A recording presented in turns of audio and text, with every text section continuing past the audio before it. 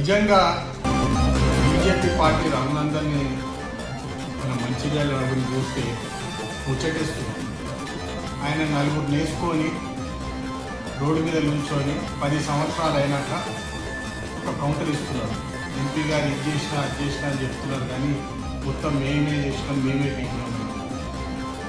ఒకటే ఒక ప్రశ్న సూటిగా మా Mancherial BJP powerful gang Raghunandan batch,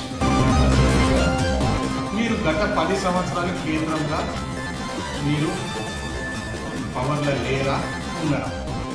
లేదా అమ్నీషా వచ్చి అమెరికాలో సాఫ్ట్వేర్ కంపెనీ నడుపుకుంటాను కూర్చొని వాళ్ళతో తిరుగుతూ వీరితో తిరుగుతూ ముచ్చట్లు పెట్టుకొని మంచిర్యాల గురించి ఏదైనా ఒక్కసారన్నా నువ్వు ఎవరినన్నా నీ జీవితంగా అభివృద్ధి కోసము అభివృద్ధి కార్యక్రమాలు చేద్దామని చెప్పి వాళ్ళని కలిసి 10 సంవత్సరాలు చాతగాని దద్దమ లెక్క కూర్చొని బీజేపీ పార్టీ కేంద్రంలో పవర్లు ఉన్నప్పటికీ